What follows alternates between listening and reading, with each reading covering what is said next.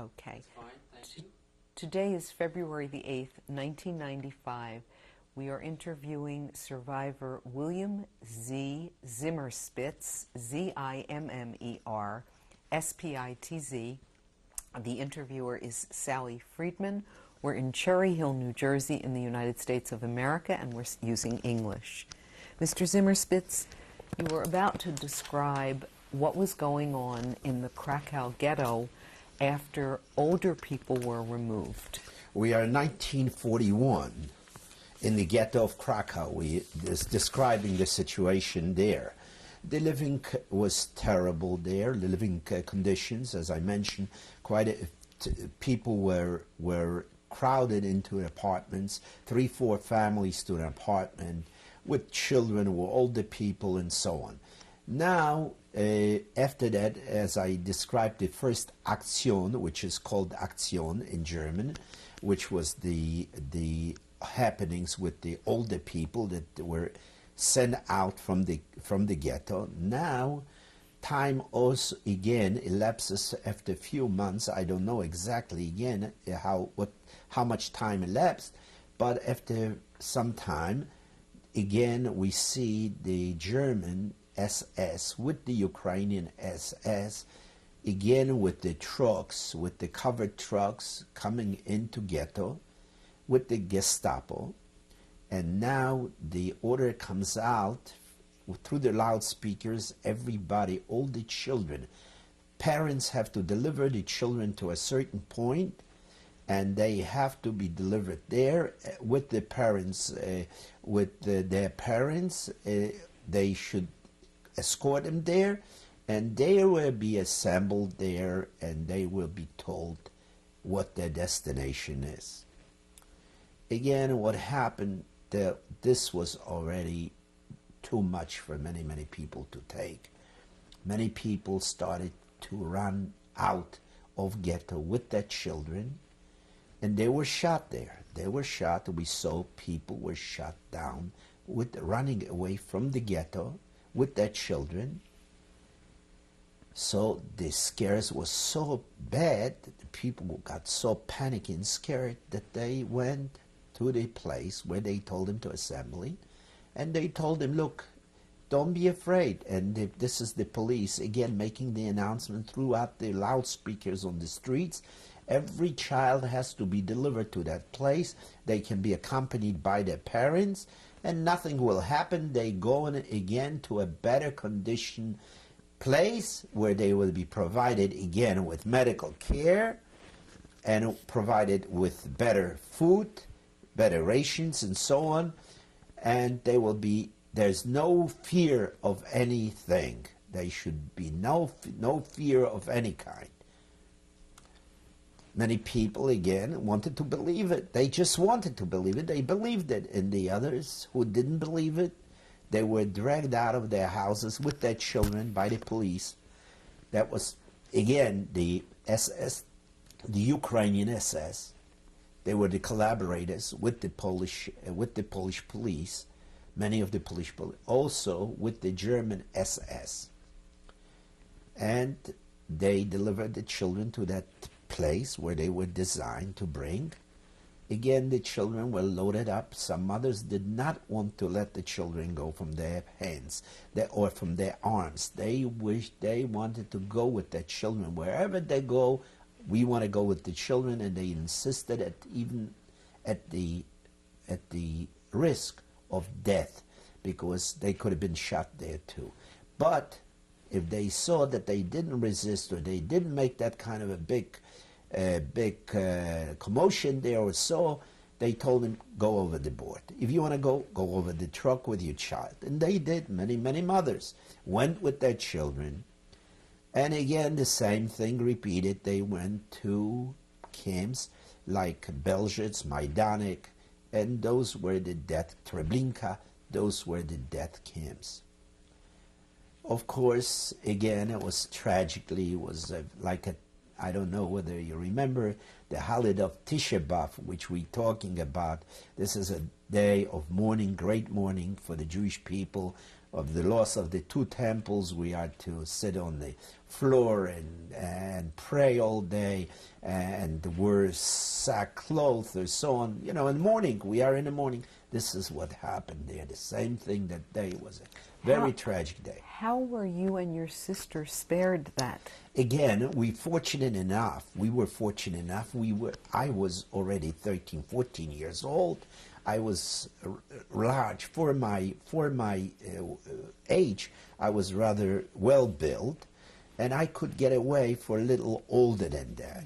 So I was fortunate, and so my sister. So we were both well built for our age, and we could get away with as older people, as older youngsters. The age that time was, I think, till 7, 8. Excuse me.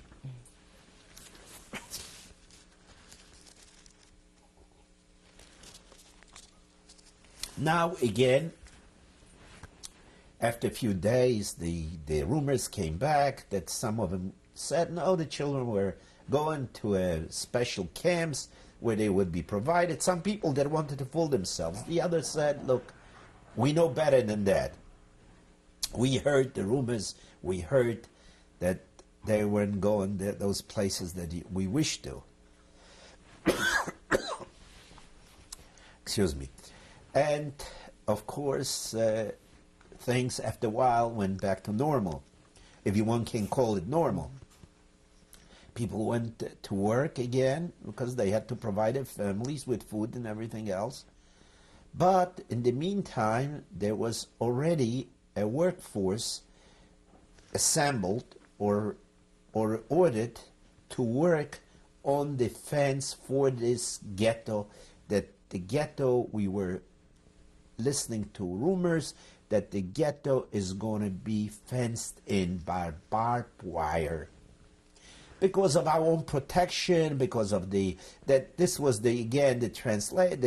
rumors were because there may be with the Polish population, we would be exchanging things and so on, or passing on some information or so and so. This was but of course, again, in a couple weeks or so, good enough, they brought in trucks with the barbed wire, and they started to had a force workers, Jews from other cities, towns around surrounding Krakow. They brought them in on trucks with the barbed wire, with the poles, and they started to work on the barbed wire fence, fenced in the whole ghetto. It took quite a while. They had hundreds of workers they brought in that was forced labor that they had. The Jews were working with it, but it took quite a while to finish that job. And now we have certain gates, only through a designated gates that you can go out.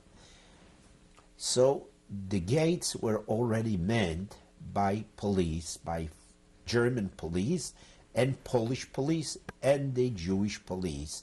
There was, in the meantime, they formed the Jewish police, and the Jewish police was also collaborating with the German in delivering the Jews wherever their orders were. So now we find ourselves in an enclosed ghetto with barbed wire. Again, people going out, they showing their identification with their stamp that they are working in a certain place, and they would freely go back and forth to work. Now, it again didn't take too long. Again, when they come in now, the Gestapo is coming in with SS, again asking for people that did not report before, or the children that were left over, or the older people. They want to see their identification card and the stamp where they working. Everybody must be working someplace in order to get through the line that the SS had segregated people from working and non-working people. So everybody has to go through the SS line, showing their identification with the permit, with the work permit. And the people that did not have work permits, they were separated and segregated to a place. Again, waiting there. They didn't know what they're going to do with them, and there were elderly people now from house to house search. They went from house to house. Of course, a lot of people in the meantime, a lot of people from the ghetto before, they expected certain things. They thought that they had tightening the news. They had the foresight. They ran out of the ghetto mixed into the population, Gentile population outside the ghetto. Some of them had friends, put them in hiding, and so on and so on. But every day, those people were from hiding places. They were searched out by informers or the police, and they were shot. We heard there was a prison, Montelupi prison, where they took him there, and there shot him cold-bloodedly. Anybody that was found outside in hiding the ghetto. We heard new people that were shot. We knew friends of ours, Jewish people, friends of my father's and so on, family, they knew that they were shot. Fear was terrible, now growing fear in the population of the ghetto. But again, we were locked up there. Some people that had opportunities, they joined the partisans, and they underground, and they fought in the woods and the other places, wherever. They did a lot of sabotage work against the German. If they were caught, they were cold-blooded shot. If the German was shot any place, there would be 100 people or so taking at random from houses and shot on the street. So that created such a fear that one was afraid of the other one. People were afraid to talk to each other because they were afraid that maybe they're informing on him something, or to the Germans or so and so. So they instilled such a fear of people that people are afraid to talk even to their own family members. In your own family, what was happening? My own family, again, we had lost in this action, as I said, we lost few of our very close relatives that were not living with us in the same apartment, but they have different apartment assigned. They unfortunately did not have the positions, were able to work for any German institution or German government or the army, and they were sent away with those trucks to the same again places. But also we heard then that they are already in Poland. They are special forces in Poland, which are the mobile killing squads operated by the SS Einsatzgruppen. That's what they were called. They were specially assigned to the murder of the Jews. These were SS troops trained and assigned to this task. What happened there? They were called Special Action Squads. What happened with them? They had trucks. They used trucks, big army, huge trucks, transport trucks, and they would put the engine carbon monoxide fumes into the trucks where the people were there, and they would be just gassed. This was done by these special squads. That was their assignment. So we heard from rumors were very much in progress that there are squads as such, and there is such a thing like killing en masse. The Jews are being killed en masse in this fashion. You learned of this in approximately 1942? 42, almost in 1941-42. That is when the Soviet Union was invaded by the German army. That when we heard, that was not exactly to be what was this exactly? Tell you the dates on it. I have written down, and I can tell you. mass murder of the Jews began in 1941 following the German invasion of the Soviet Union. That's when it first began, when we heard of those squads specially assigned to those tests, to murder of the Jews. Now, you were just a young, practically a child, living in this barbed wire ghetto, and I'm sure life was fairly unbearable and uncertain. Can you tell me how your family fared in the next several months and what happened? Next several months are very, very sad situation. Those people, again, as I mentioned to you, the few of them that were survivors of the previous Aktionen by the Germans, where they were kids or they were invalids or older people which were already sent out from the ghetto. Now the rest of them are hunted and brought out and again taken away and to the same places, as I mentioned, Majdanek, all these places where they went, and they were destroyed there, they were murdered there. Of course, now also we hear of those Einsatzgruppen tasks that they come to the forefront. And this was very crude killings because the trucks came and they took him, loaded up the trucks with these people, crowded him in like sardines into the trucks, big transport trucks, and they had the fumes, the carbon monoxide was let in through the pipe from the motor into these people, into the truck, and the people will shout cruel death because they were suffocating slowly. The cries of these people and the shouts were too much even for the German population, the Polish population to bear.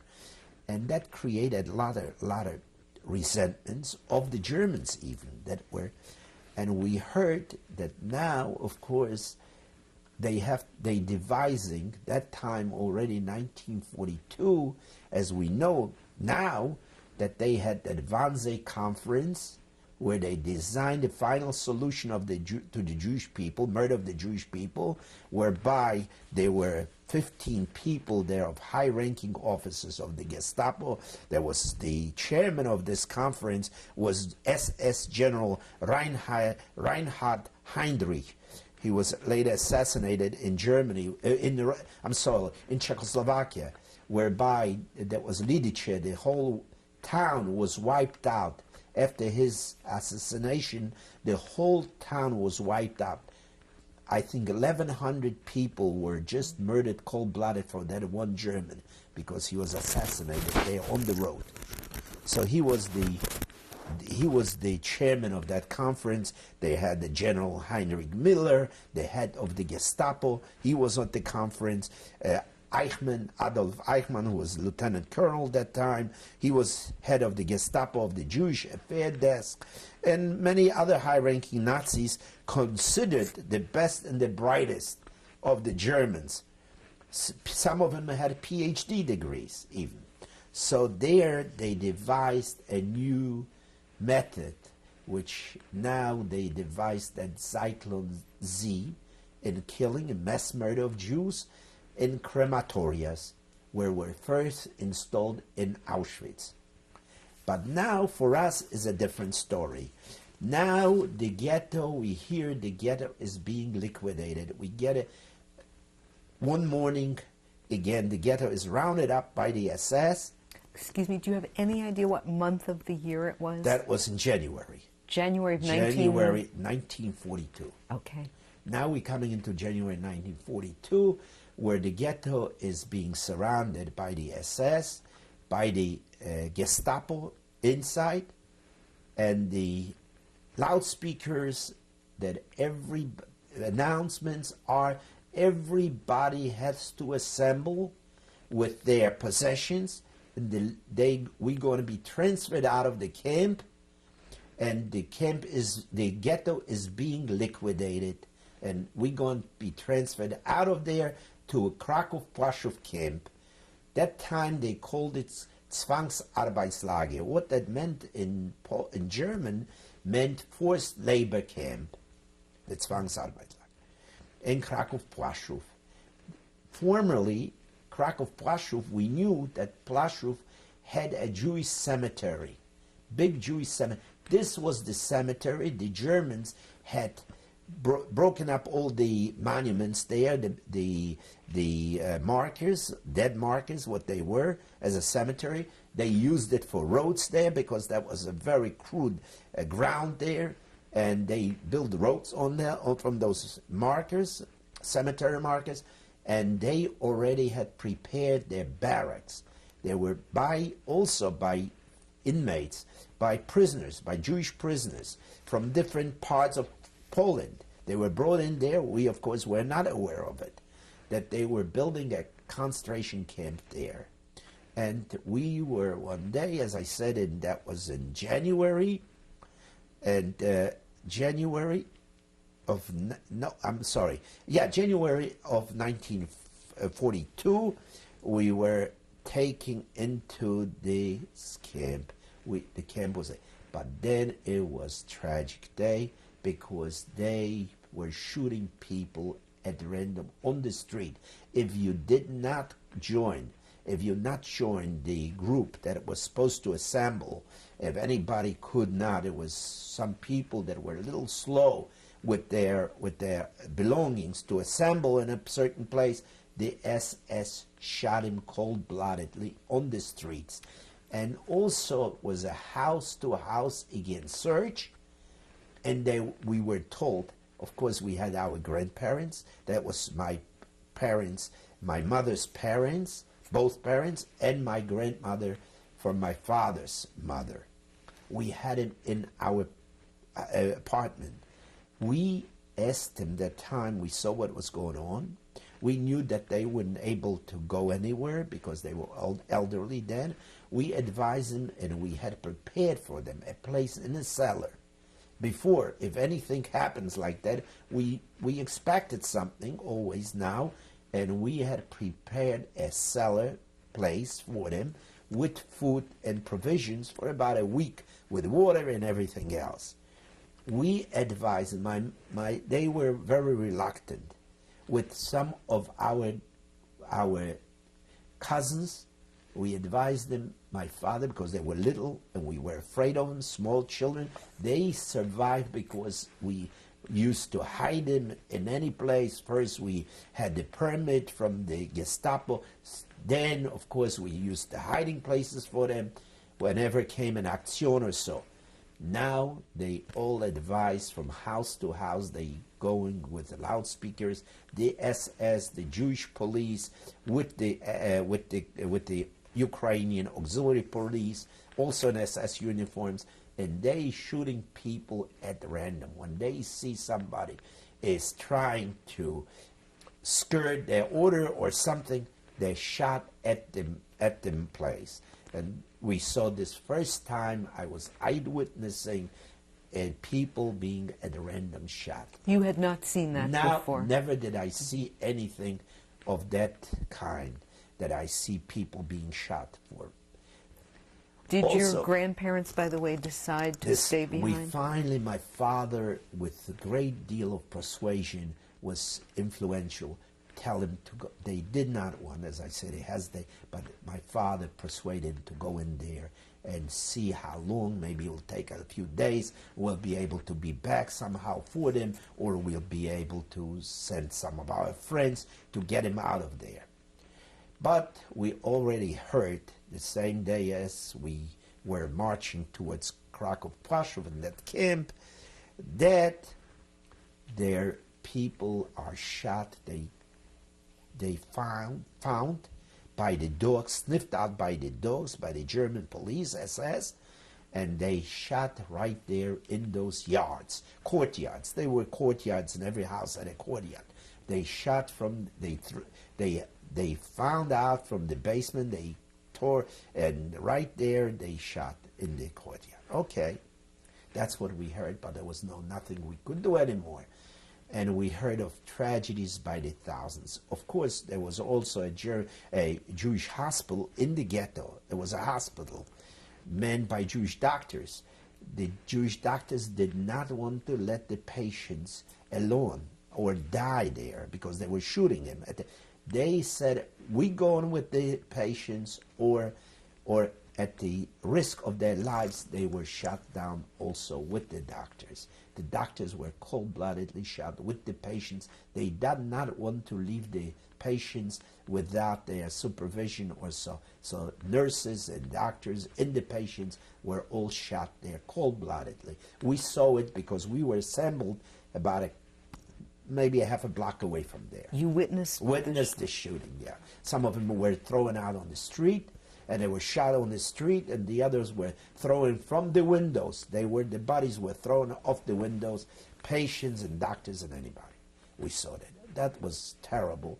As I said, we were very, very, everybody was panicky, and just out of my father we couldn't grasp this. We never could believe that anything could happen like that from people like Germans. We knew that they were educated and they were, cultured and so on. To do such a thing, we never believed that anyone could do such a heinous murder of people. That's it.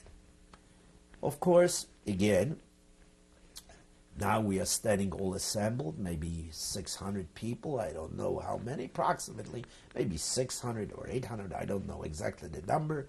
We all assembled, all well bodies, and now we marching with the guards of SS, we marching to that Krakow-Plaszow camp. That's the concentration camp later on, which became, I told you, from the beginning was a Zwangsarbeitslager, which they called, which was forced labor camp, and then became a concentration camp. How far was it from the ghetto? From the ghetto was about, I would say, 5 miles, maybe, by foot, 5 miles. We all walked. Many people that couldn't walk, they had luggage. Some people had baggage taking with them. They dropped the baggage. And the ones who couldn't walk, there were some people there that couldn't make that distance, even at their age, young age, they were shot. And this is which happened there in that instant. We were brought into that concentration camp, Krakow-Plaszow now. This is all already prepared with electrified wire, barbed wire around, surrounded with towers where the SS men with machine guns. That was all the Ukrainian SS. They were the collaborators with the Germans. You found also between them some Lithuanians and Ukrainians. And these were people that were collaborators, and they were glad. First of all, they were great anti-Semites to begin with, and had this kind of opportunity. The Germans gave them the opportunity to kill Jews. They were more than happy to do the task. And the reward was a bottle of alcohol. After every murder of people, they were giving a bottle of schnapps, which they called. That was the spiritus, alcohol. During this march and arrival, was your family together? We were able yet to be together. That was my sister, my parents, and myself.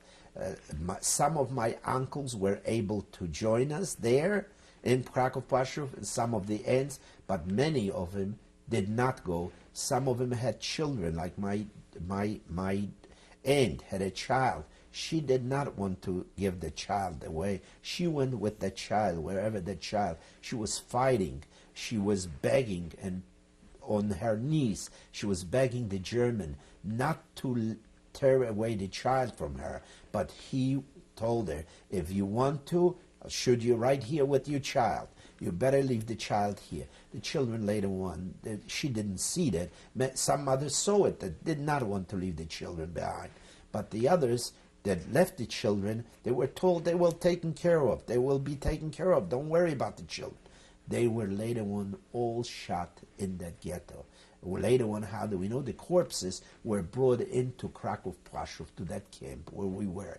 after a day or two, the wagons were dispersed, horse-driven wagons were dispersed to the ghetto and to pick up those bodies. Okay.